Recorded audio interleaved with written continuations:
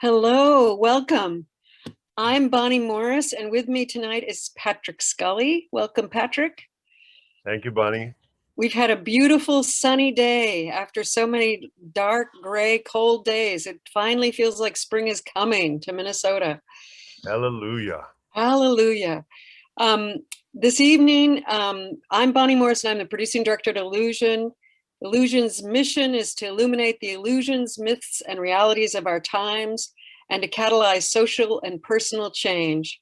And tonight we're here to talk about Patrick Scully's latest work. He did a reading of it, the third act, this past weekend.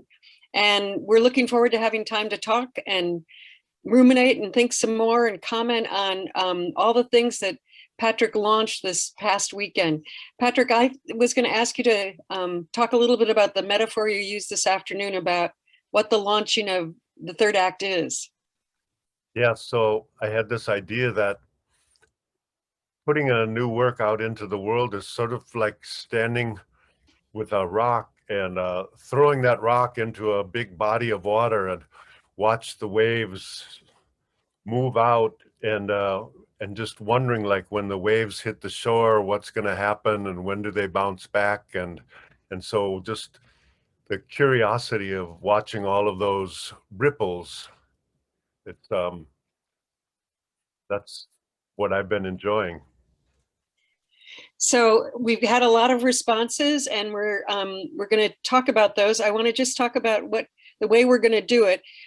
This is a webinar. We had some people who tuned in on the weekend and thought that they could see the other panelists, the other people in the webinar, and this is a different form of how we're connecting. It's not a meeting, but a webinar. So we can't see you, and you can't see us. So don't try to futz with your computer if you think that's what it's supposed to be doing.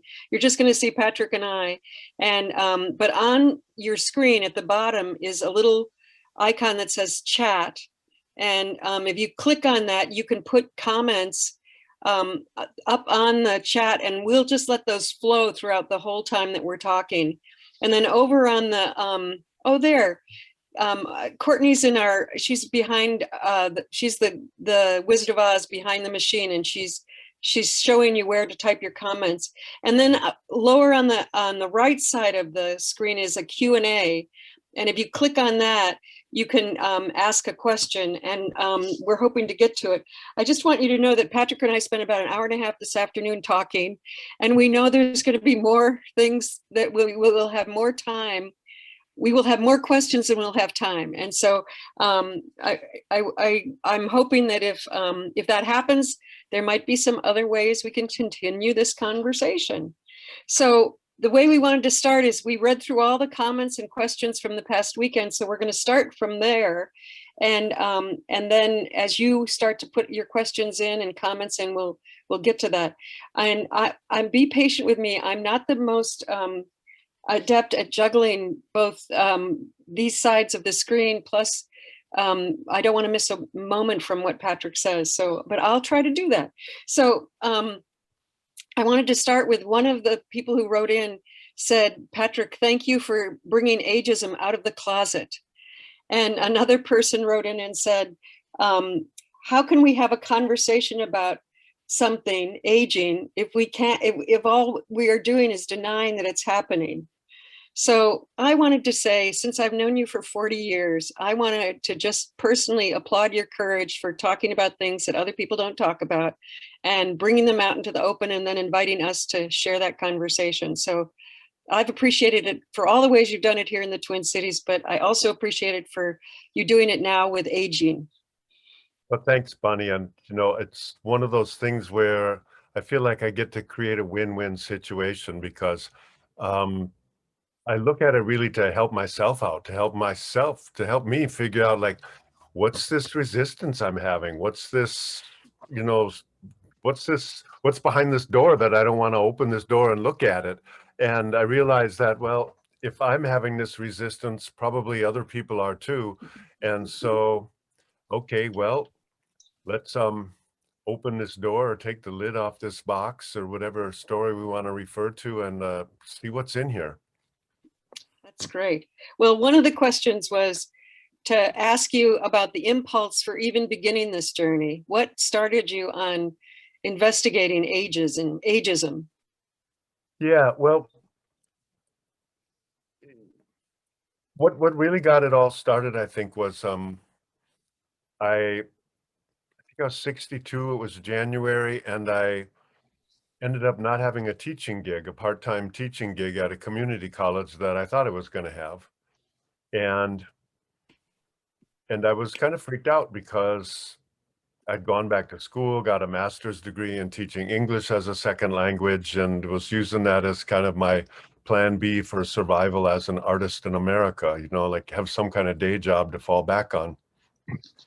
And but because I'm just a part-time adjunct and enrollment was a little bit lower than they thought it was going to be, somebody who was full-time um, got the class that I was going to be teaching because one of their classes didn't fill up. And this was Friday, and I was supposed to start teaching on Tuesday.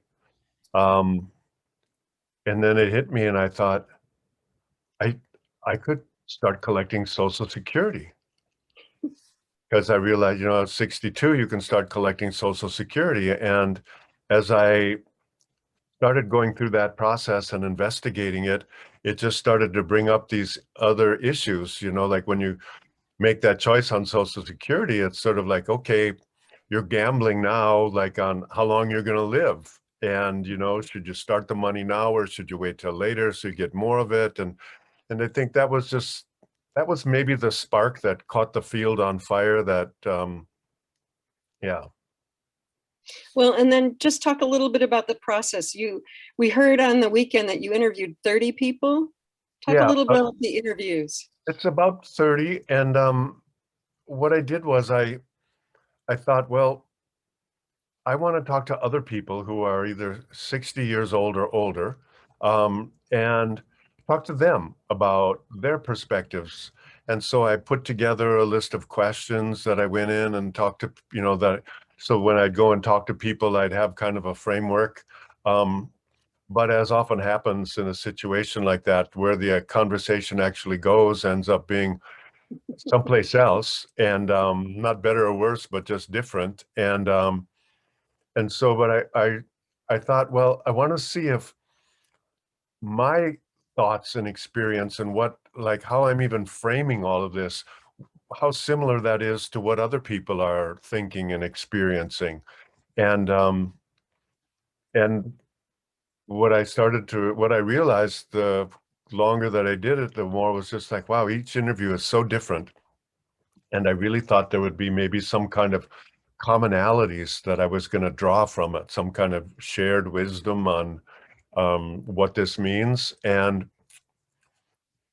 there was a lot of wisdom, but it was all very different. Like what one person's great ideas were different from another person's great ideas, and a book that somebody had read was very different from what somebody else recommended. And I know you told me this afternoon what one of your first questions was. But one of my first questions was, when you were a kid, who were the old people in your world? And by that, I mean, like, probably I don't mean your parents, but like, you know, the like grandparents old, because when you're 3, everybody seems old, right? I mean, 12 is, but I meant like, you know, what we would now consider to be old. Um, and who were those people in your world, and what was your connection to them, to just get people starting to think about it? Because one of my thoughts had been, you know, maybe how we, when we're old, think about old is shaped by experiences that we have with old people when we're very young. And, Mm-hmm. you know, sometimes that, for some people that's true. And I think for other people, it, it doesn't really sort of work that way for them. Mm-hmm. Mm-hmm. I like that question. I like just thinking about, especially when you're young, who did you know that you felt was old? It gives you a different perception than who we think of as old now. So who did I think was old when I was 8 or 10 years old? That's interesting. Yeah. So who was old when you were a little kid? Well, I had all my grandparents, which was really special for me. I had on both sides of my family. So I always knew that I'd have grandparents. I always felt like that was just a given that most every kid had grandparents. And so the idea of getting old seemed really natural to me because I didn't know anybody who didn't get old, you know? And did you live close to your grandparents? We would go visit them almost every weekend. They were about two Oh, hours away, but my family visited them all the time. And then I met my cousins, and I didn't have 75 cousins, but I felt really lucky that I had cousins. uh-huh. So Yeah, Patrick, go ahead. no, no. Well, I wanted to ask you, just as we begin here, what do you want to get out of this conversation? Do you want feedback about the piece? Do you want to hear the way people have thought more and more about it since they listened to it? What things struck them that they're still considering? How do you want to use this time that we have? Well, what would be valuable for me, and I'm just one of the parties here tonight, but what would be valuable for me are just people's thoughts and reflections. If people have seen the show, like what resonated for them, if they haven't shared that with me so far. Um, the show itself may morph and change as I get the responses from people about what's resonating. And so I'm not looking for so much dramaturgical help on how to reshape the show as I am really curious about what's going on in people's heads about themselves and how they're thinking about being old and what their relationship is to that. That's great. Well, another question that we had from the weekend is um, lots of questions about how looking into the future seems to be thinking about the past. And how is figuring out how to be old related to being reflective about the past? That's a pretty juicy question. Yeah, and there are, I think, several doorways that come into this room. One doorway is, I think for many people, as we get older, we have a little bit more of the luxury of our time. Many of us are not as busy as old people as we were as middle-aged people. Okay, so that's one doorway into the room. But the other is, I mean, Socrates' famous statement of, the unexamined life is not worth living. And frankly, I think so many of us are so busy when we're middle-aged, just doing what it is that we're doing in the world and engaging with the world, that there isn't time for a lot of reflection. I mean, there's barely enough time to do everything that needs to be done. And so if we are going to have that examination of life, maybe it's just my hypothesis here, but like maybe the period where we're old is a great time to do that because we've been around the block more times. We've had more time. We've got more to reflect on, more to examine. Um, and from a from a just time perspective, we've got the future, we've got the ever shifting present, and we've got the past. Um, and as aware as I can be by being tuned into the present, there's that. Um, the future, what I think I might know about it is all purely conjecture. And the past is really sort of what I have. I mean, if I've got anything. And so as I think about the future and just sort of trying to understand, because all of my future, if I accept, and I do, that I am now old, all of my future will be as an old person.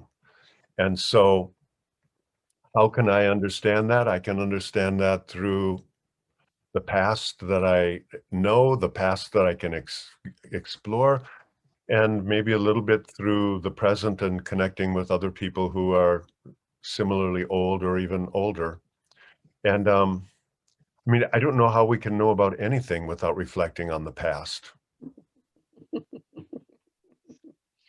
Well, one of the things that people brought up that I was really struck by myself as well is that um, the third act, part of the third act is realizing we're not going to live forever. Yeah. And so understanding that we are going to face mortality. And you were HIV positive very young. You were in your 30s, isn't that right? Yeah. 32. 32. And so you've lived with this, you have had a companion, or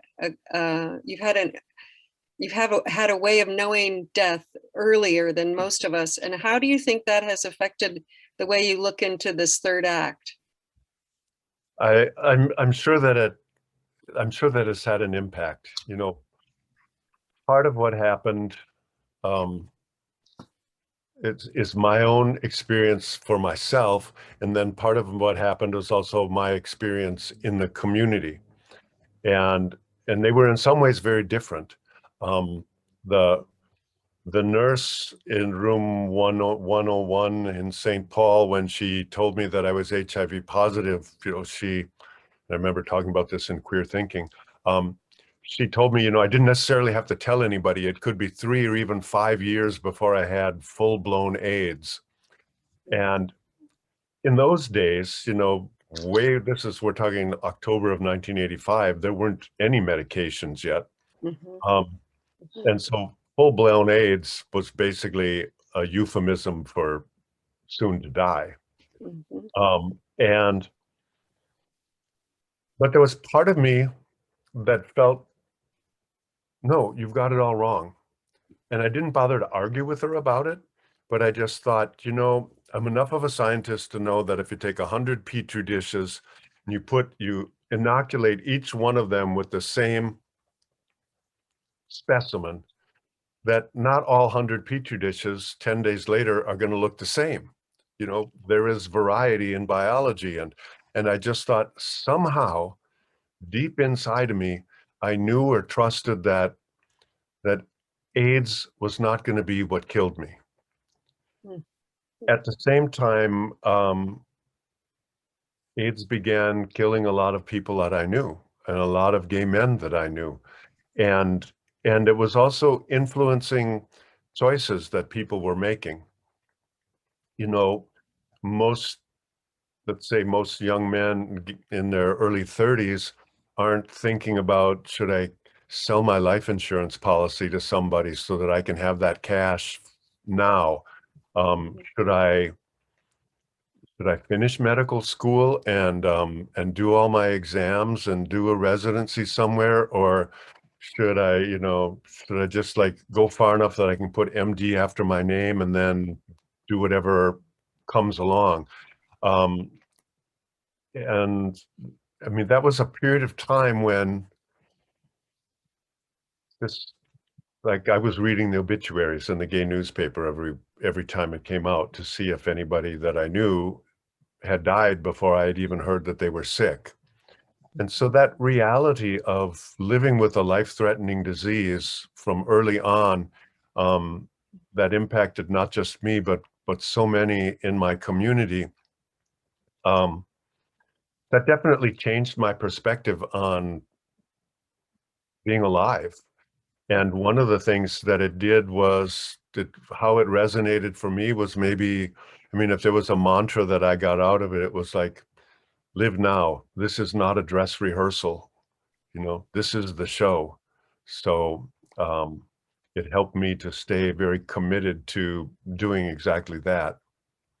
Well, I remember running into you when you were biking up to Cedar Lake on a Sunday afternoon, and I was like jealous that you were taking the afternoon off. And I think you said to me what you just said: live now. You know, this isn't a dress rehearsal. This is the time we have. And you did that. You made changes in what you were doing.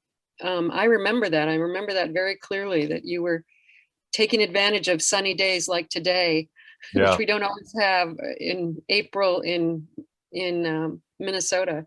right. Well, and it did help me to realize that, like, you know, that the dominant cultural metaphor is delayed gratification. You know, like live now, work really hard now and save up so that you can have like your golden days during your retirement. Um, but for so many people, for so many reasons, that doesn't work out. And so my thought was like, live my retirement concurrently with my ongoing life. Like do all of those things that one might put off until retirement. Like do that now because none of us are promised tomorrow. Mhm, mhm, mhm. And so do you think you carry that into these next 20 years of your life, 30 years of your life? Um,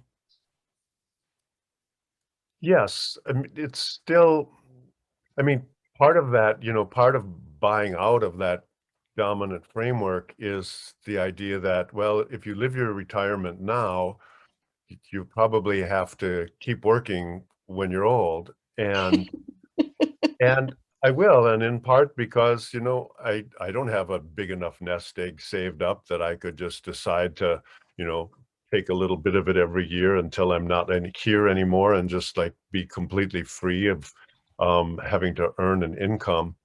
Um, but that's just the financial side of it, and I think that the gift of it for me um, was in having the clarity to make sure that I was constantly checking in on like, am I doing what I really feel like I should be doing? And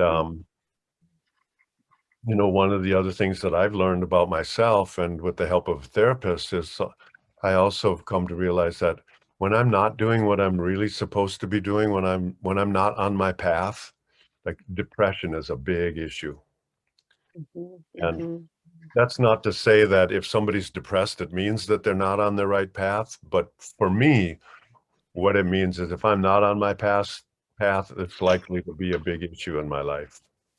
Mhm, mhm. There's a question here. Do you have any insights now that you didn't have as a young man or as a middle-aged man? Do you think you have insights about being 60, over 60 that you didn't have before? Yes, I think I hope I have a wider perspective. I hope that I can, you know, can continue to expand from a wide perspective to a meta frame to whatever the next layer out would be on that, so that when I see things happen, um, that I have maybe a historical perspective on things, but also maybe a social, personal, psychological perspective on things, that's different from when, like, in those days when I was like front and center in the culture wars, and Jesse Helms was talking about things that had happened at Patrick's Cabaret and condemning them on the floor of the Senate. Um, when the house is burning like that, you don't have a lot of time to be like looking at architectural plans and thumbing through different dreams. You're just like intensely engaged at the moment. And at least that was my experience. And so my hope is that as an older person, I um I have more perspective and maybe maybe empathy that allows me to see other people's points of view other than what my direct experience has been.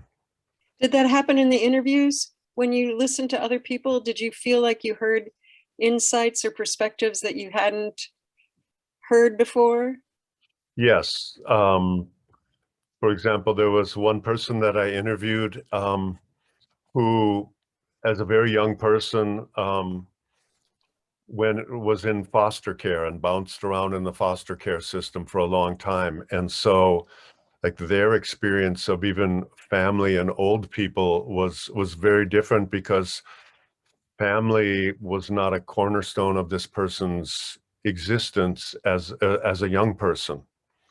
Um, uh, Another person mentioned to me, I was talking about my grandparents and thinking about, what what old meant to them and what retirement meant for them and Social Security, and then it was pointed out to me that, you know, not everybody gets Social Security just because they're old. And I learned a lesson that I was glad to learn, but that hadn't been clear to me before, which was, historically that when FDR set up Social Security and that whole system, part of the political trade-off to get enough Southern Democrats to vote on it was a policy that basically made it not something that a lot of African American people had access to because they were agricultural workers, and that class of people wasn't allowed access into the system.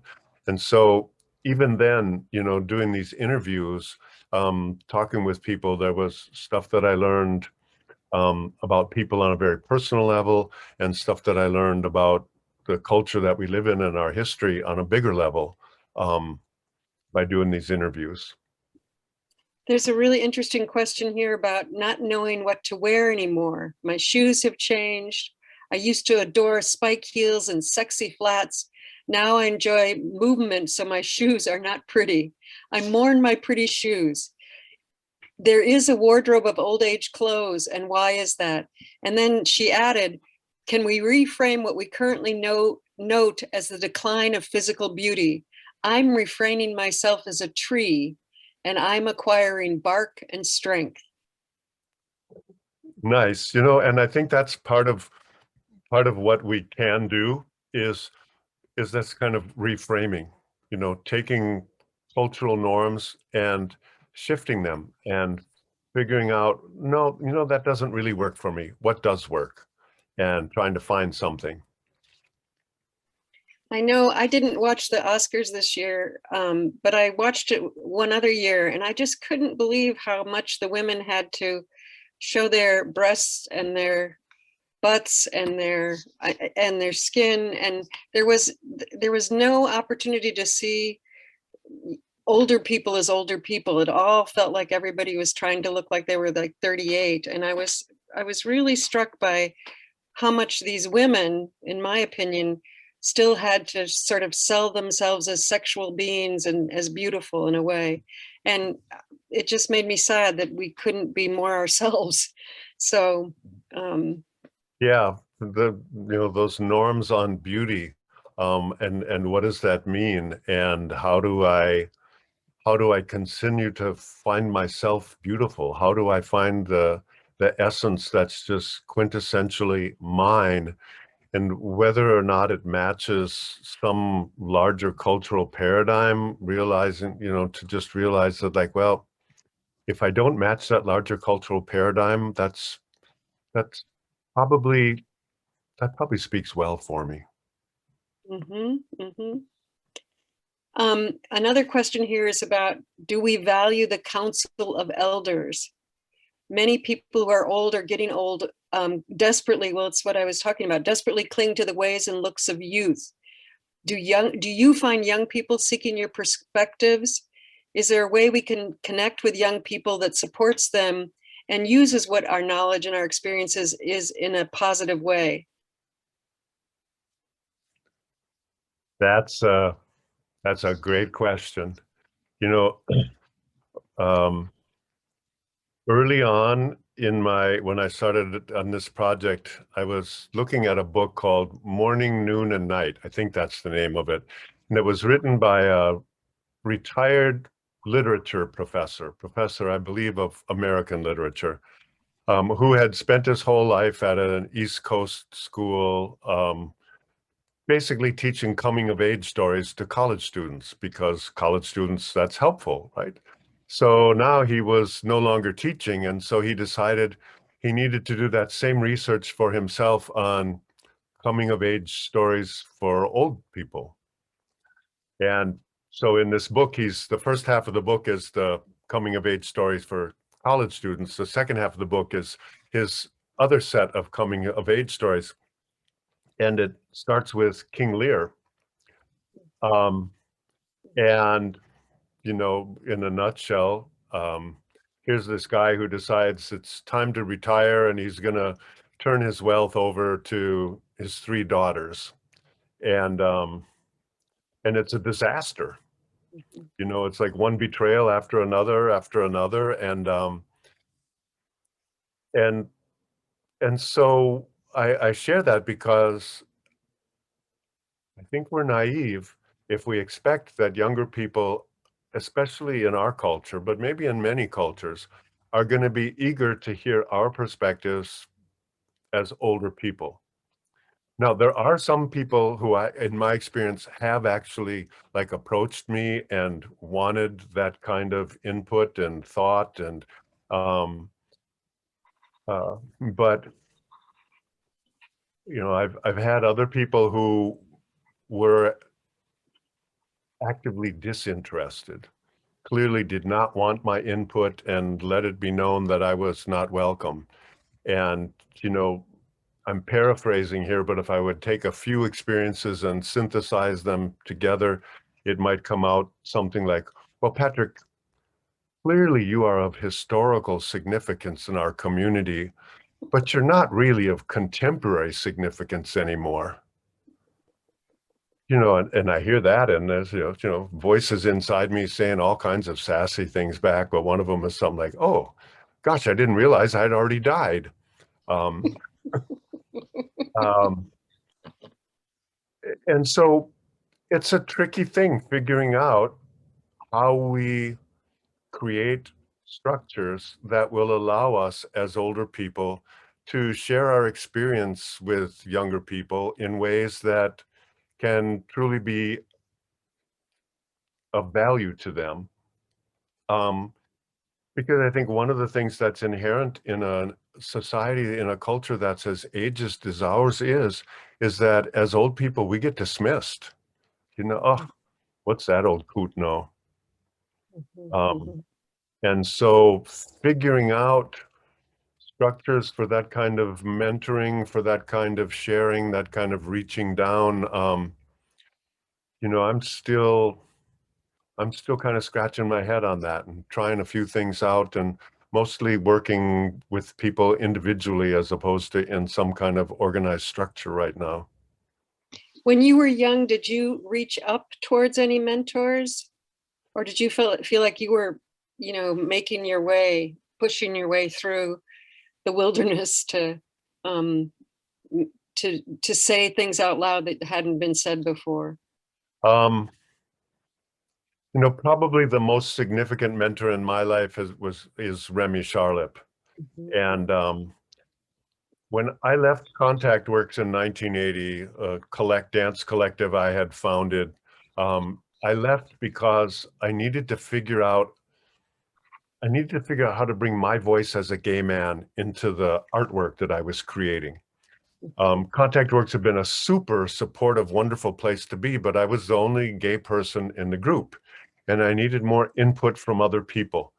And so eventually that led me to taking some workshops from Remy, and he was offering those workshops in New York. I took the workshops with him there and then ended up letting him know that I'd be willing to move to New York to continue to work with him. And Remy was like my parents' age, but an amazing artist, a choreographer, a children's book author, a costume designer, a theater artist. Um, and I definitely sought Remy out, and I felt like in him, I found a kind of artistic father, um, who his faith in me gave me confidence in me. His sort of matter of fact, oh, Patrick, you're brilliant. Of course you should be doing this. Um, Allowed me to say, well, okay, if somebody with Remy's talents thinks this, maybe I can let myself start to think it and not like feel like I'm just sort of pretending here. I had a similar experience. I was probably under 30, but I was here in the Twin Cities and I was working as a teacher. And then we'd started the Illusion Theater and I was an actor. And then we were creating work. And so had up my arms and hands in a lot of different pieces. And I met with somebody who was a pretty powerful person in the community. And he told me that I had to decide what I was, whether I was a teacher or an actor, and I couldn't do both. And it was, it was somebody that I respected and thought it highly of, and I really felt like it was a real shove, like you can't do this. And luckily, a professor that I'd had from the University of Wisconsin-Milwaukee came up to the Guthrie with a group of kids and was showing, well, they were college students, was showing them theater. And he sat down with me, and I was just serendipitous that the day this happened, he arrived in town. And he went, "That's all wrong. Don't listen to him. That may be his story, but that's not your story." And it really, helped me to, just like what you're saying, when Remy said, "Of course, Patrick, you should do this." It gave me more confidence to keep plowing ahead rather than holding back. Yeah, and then on a more personal level, when I was a student at the university, I had a student job in a research laboratory, and a woman named Maggie worked in this laboratory as her full-time job. And Maggie, again, was pretty close to my parents' age. But Maggie lived in South Minneapolis with Patricia, and they were really life partners. And they were sort of the parents that my parents weren't, in terms of they really took an interest in my life and asked me about things and wondered how I was doing. And so again, like with Maggie and Pat, that was also about like reaching up and finding somebody from an earlier generation who would be um, helpful to me and compassionate. And well, Kevin and I have been together for almost 15 years, but for most of that period of time, while Maggie and Pat were still here, we had dinner with them every Sunday night. And that's Maggie who gave you the stamps, right? Right. That's Maggie who, I mean, I ended up being the co-executor of her estate as well as Patricia's estate. And so the stamps that I've been sharing with people were stamps that Maggie collected. Now let's just give an update about the stamps. If any of you saw the piece, or if you didn't see it, well, Patrick, make your offer again and then tell us how many people you've already sent stamps to. It's so Yeah. great. It's only Thursday. It's only a few days after your Sunday Right. performance. So the offer is, and this is still good, if you send me an email with your snail mail address, I will mail you postage stamps, as long as you promise that you will use those stamps to write a handwritten letter to somebody. And Maggie left behind more stamps than I can ever use. And so for me, this is one way of continuing what Maggie was about in the world and perpetuating her legacy by sharing her postage stamps with the world. But you said a handwritten letter. Right. Yeah. Well, Can't and you? it's funny when I said handwritten, because I realized I have a value around that, but Maggie in the lab, she had a typewriter. And she loved to write letters to people on her typewriter. And so I suppose if you type a letter, not keyboard, not like computer type, but actually use an old-fashioned typewriter, that would count too. Ultimately, I don't really, but the idea of like sending not an email, not a text, but an old-fashioned letter that needs a stamp to get to somebody, I think there's something really special about that. Um, in the chat here, Patrick, and it relates to just what we just said, is that sometimes an elder outside of the immediate family is more useful because they don't have access to the same buttons. Yeah, that makes a lot of sense to me. And they don't all, but they have enough distance that they can see you in a way that maybe you can't see yourself, or that you don't see somebody who's like that you grew up with or that you're raising, because it yeah, you just, that objectivity kind of is hard to have when you're so close. There's another question here about, is it that older people get dismissed because Americans, mainstream Americans, don't know or value their own history or the world's history, or they don't even realize how much experience, observation, and knowledge that old people have? Yeah, there may well be, there may be some insight there in that connection between our collective amnesia as Americans, like what we what we need to forget in order to feel comfortable enough with our history in order to continue to move that same history forward. Mhm. That may well have a connection to, why we dismiss old people, because, well, those old people, they actually may remember something that we don't want to remember. Um, I don't know. I can only conjecture on that, but there feels like a kind of resonance between the two for me. Mhm. Mhm. Um, I saw this too. Someone put in the questions, there's an opinion piece on CNN that is entitled, Joe Biden is old, and here's why that's a good thing.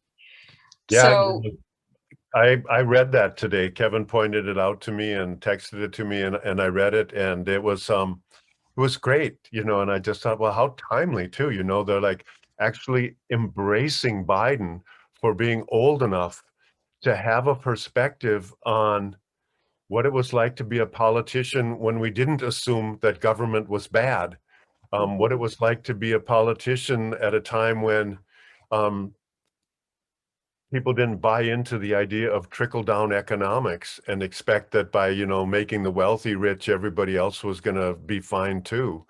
Um, mhm. so it was cool to the synchronicity or serendipity of that coming out today, the day of our discussion.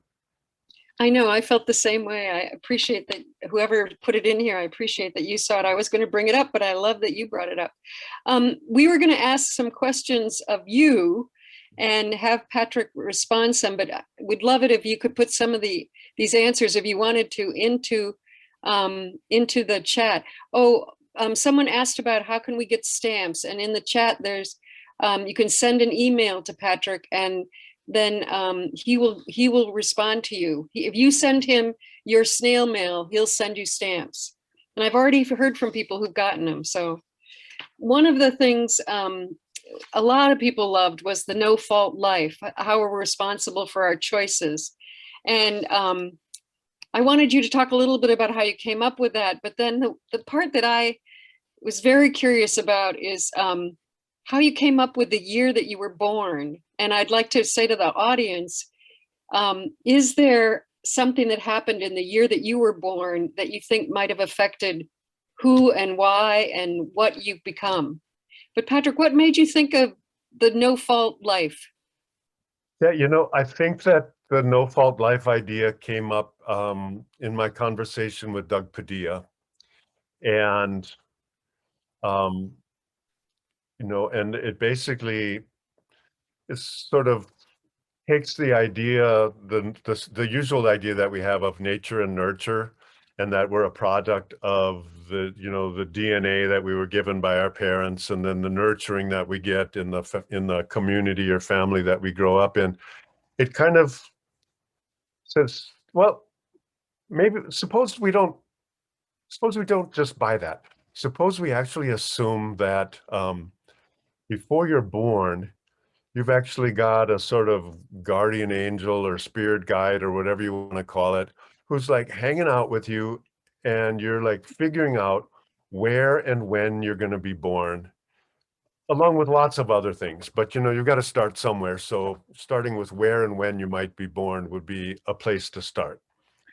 And what was really interesting for me about this as an exercise was, um, if I just stick with nature and nurture, it's really easy for me to be pissed off and resentful and figuring like, so how did I, like this, openly gay man with an inclination to be radical and push the envelope, how did I end up being born to, these two conservative Catholic parents who were part of the migration from rural Minnesota to urban or suburban Minnesota?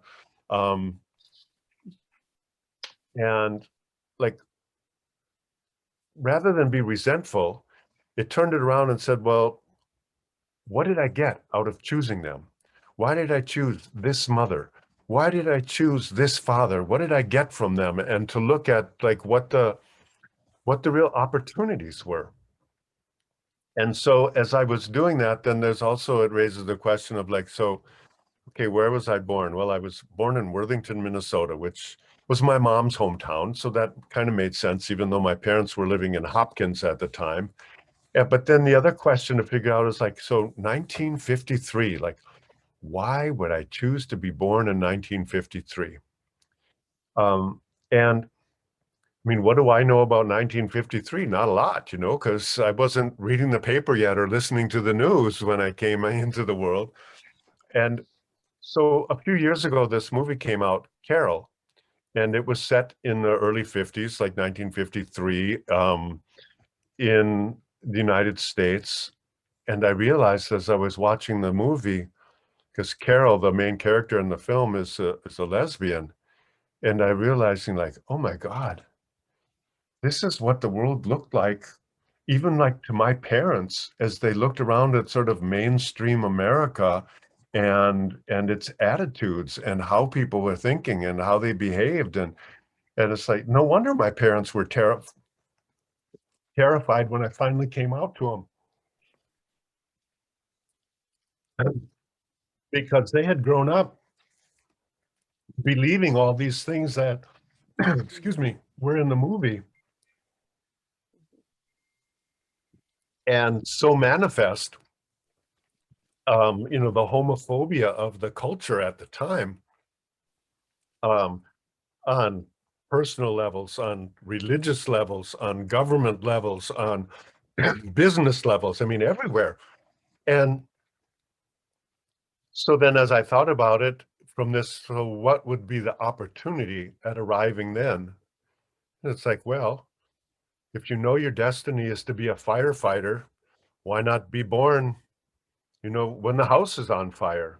Why not come into it with like, here's something to work with right away. And so that for me gave me some insight into thinking like, well, maybe I really got to be the right person for the right time by making Mhm, that choice. mhm, mhm. If indeed one buys into that as a paradigm, but I think for me at least as a thinking and reflecting exercise, I find it really helpful. Well, and you also said to me this afternoon, you said, I think everybody should see a movie that was made in the year that they were born. Yeah, And I want to look up now to see, what movie I could see to see what piece of the culture does that reflect that might have something to do with why I chose to come when I chose to come. yeah. And so just to be clear, this movie was not made in 1953, but it was set in 1953. Oh, Okay, so oh, all of the research that was done um, for the script, was um, it was so as I watched it, it was as if I was watching 1953 happen. mhm, And so if, let's say, if somebody was born in 1942, they would want to find a film that was about 1942, as opposed to looking back like, well, what were all the movies made in 1942? mhm, mhm. Got Yeah. it, got it. Another part that people really liked was the reach deep, reach high, reach wide. And we want to ask you, some of you can answer these things in your own way. You don't have to put it in chat. We just wanted to invite you to be thinking with us about these questions. Are you drawn to one of those more than another, Patrick? And you in the audience, are you drawn more to reaching deep, reaching wide, reaching high? Are any of those things more that you feel more they speak to you in a way that is you than the other two? Yeah. So reaching high is about reaching up to the ancestors. Reaching deep is about reaching down to the next generation or generations. And reaching wide, as I understand it, is about reaching out to my peers. And I think what comes easiest to me most naturally is the reaching wide. Mhm, And I think that's why when I started this project, one of the things that I did was start contacting people and going and doing these interviews. And it was an amazingly rewarding process. And it definitely informed the shaping and creation of this performance. but it did it in ways that I would not have predicted when I first started out, and so, but I think for me, I think my comfort zone is more in the reaching wide. Do Uh, you have do you have any insights now as somebody who is over 60 that you didn't have when you were young or middle-aged? oh, I hope so. Um, um,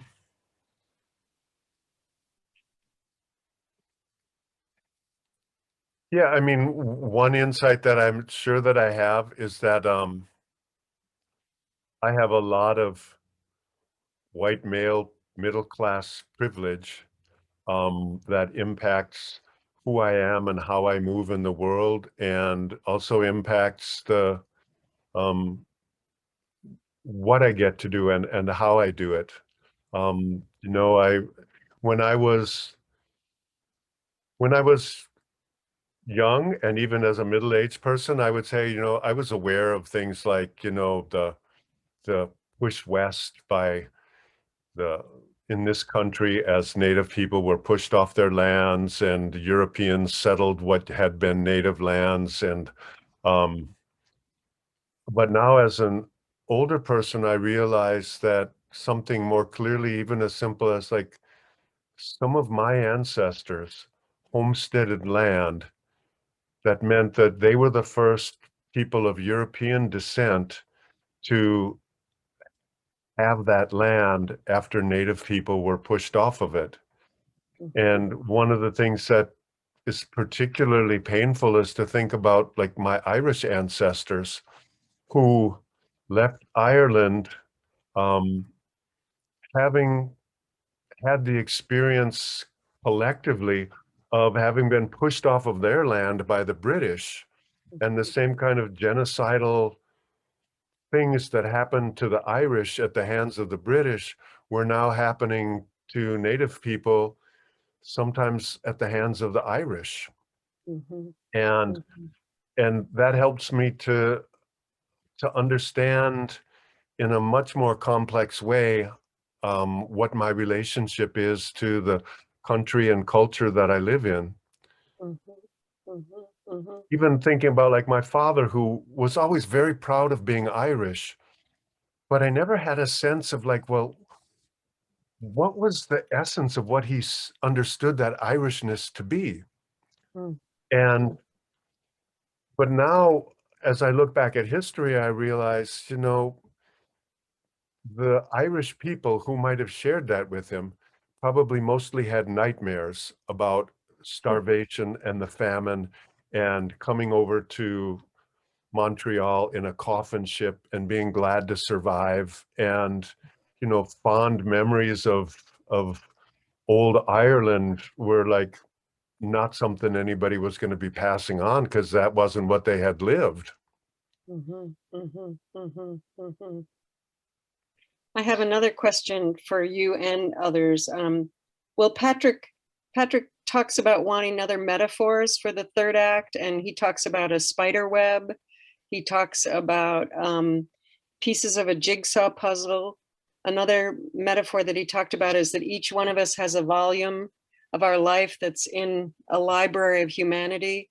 We just wanted to see if any of you have any other metaphors that you might want to share or or consider for the third act. I don't know if you have had any other ones, Patrick, that have shown up that didn't get in the show yet. Yeah, well, this idea of wanting to tend to what your legacy is. Mhm, And the one metaphor that I had that I had used earlier in the show but took out was like imagining a woman who had worked her whole life as a sculptor and worked with wood. But now, like as an old artist, her job would be to make sure that all of the pieces that she could still access in some way or another, that they were left with the finish that she wanted them to have, whether it was oil or stained or polyurethane or raw wood or whatever, that all of her works were like left in the final shape that she was happy with. mhm, And so it's one of the ideas of thinking about like what's left when I have left. Mhm. And so one way of thinking about that is in that very concrete way of like, okay, if you're a person who's worked with objects and cared passionately about and shaped objects, like what shape are these objects in as you leave? Mhm. Or you know that like between now and leaving is, I've got plenty to do if I'm going to try to get these wood sculptures all in good shape. Another question that we had was, another thing that people talked about this weekend is the idea of a coming of age party. And we wondered if there were any other ideas that you had about what is, oh, someone just put up here, the African proverb is, when an elder dies, it's like a library burning. Hmm. That's really powerful, really powerful. Thank you. Um, this coming of age parties, what would you want to have happen at a coming of age party? And Patrick, have you had any more thoughts about how you'd celebrate a coming of age party? Um, well, I think there should definitely be music so that people can get up and dance or sit down and dance or lay on the floor and dance or move however they want to move. Um, I think it would be great to have um, a significant part of the guest list for the party, no matter how big or small it is, be old people. Um, and that young people would feel particularly delighted if they got invited to come to something. Um, Sort of the reverse of, when we were like 16 and wanted to be 21. Now it would be like we're 45, but wanting to go party with all the old people because that's where it's going to be such a cool party. And yeah, and like I said in the show, I'll repeat it again, good wine, well-aged wine, like daring to drink the old wine because, well, somebody's got to drink it, right? Um, and great company, uh, and and then so that's in the real world, and then like in the imaginary world, like playing those mind games of like, well, if you could invite anybody from all of history to be at this party, who would you like to invite? Which actually reminded me is in one of the things I read and in about reaching high, reaching up to the ancestors is, well, if you've got 16 great great grandparents, okay, so four grandparents, eight great grandparents, 16 great great grandparents. If you had all 16 of those people in a room together, Mm. how would you even figure out like what they were going to eat? And what language would they speak? And so it just, the idea of this party, I like sort of fantasizing beyond the realms of what's possible, so that then when we do settle into, okay, well, we can do this, that it encourages me to sort of dream beyond things that I know already. Well, like you could come as Walt Whitman, I could come as Willa Cather. We could have people who know, who've studied these people and have them show up, and then we could actually invite them to speak, and we'd have it would be this beautiful dinner party of people that have inspired us in our lives. We get to pass on some of what they have taught us to others. That would be really fun. Yeah. So I guess we're close to time. The other thing we wanted to talk about is where do we go from here, Patrick? Where are we going to go from here? And there's lots of ideas. Let's talk about a few of them. And as you listen to Patrick and I talk, think of where else you'd like to take this as well. We've got a lot of opportunities, we think. Right. So I feel with this that, I mean, in the spirit of fresh ink, and I love the fact that Delusion has for so many years done fresh ink, which acknowledges that art happens in a process. And so this is the first iteration to be shared with the public around this. And I think there's a lot of things that are possible on a very concrete level. Um, I look forward to continuing to do this show and have it evolve over time. And doing this show, may at some point in the not too distant future happen in brick and mortar settings where we're actually in the same room and the same. And in a situation like that, I can imagine doing this show for 10 or 20 people so that there's really time for discussion in small groups and as a whole group, like once the performance has happened. Because I see this performance piece more than any of the other that I've created as a catalyst for conversation. And As a cat, I just want you to say that was originally the idea. Even this spring, we were hoping that we were going to be able to figure out how to have breakout groups, to have the conversation, but we couldn't figure out how to do that in a form with the Zoom. So, but yeah, that was your original intention. yeah. And then beyond that, other things may come. People have sent me information about different groups that meet and other things that are happening. And I'm eager and open to hear about all of that. If you've got an idea and put my brain together with other people's brains to figure out what some of the possibilities are, because as Kim Hines said in her interview, well, I do think that as old people we can figure this out together, and so that you know Illusion Theater may be part of that. I may be part of that. You here listening and thinking it may be part of it, and and it may, some of that may be connected and some of that may be just like heading off in its own direction and taking this idea and running with it. Um, yeah, so I Someone, think, I'm yeah, sorry, go ahead. so Well, I someone think asked, oh, sorry. I think that lots of things are possible. Someone wrote and wanted to know what questions you had that you asked people in the interview, and I saved that question for a while because one possibility is that we could do more interviews. You could do more interviews, and we could have a meeting with a smaller group of people where you'd ask 10 people questions and then they might share with each other. There are all kinds of ways to take some of what you're thinking and you're dreaming and you're imagining about how do we confront ageism and how do we celebrate this third act. It could happen in all kinds of different ways.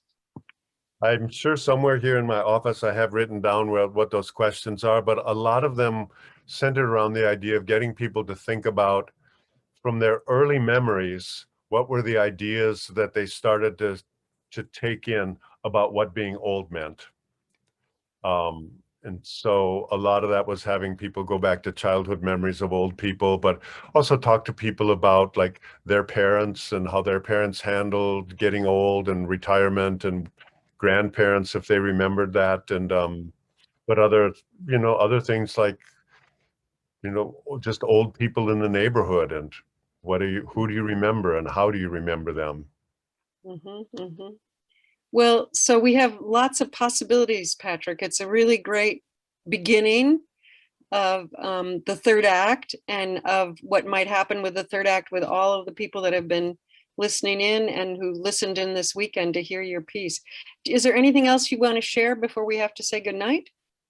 Um, yeah, I want to first of all thank all of you, the voters of Minnesota, because I was able to do this show because I got a grant from the State Arts Board that helped support me as I was doing the research on it. And that was a 2020 grant, some money from the Arts Board and some money for the National Endowment for the Arts.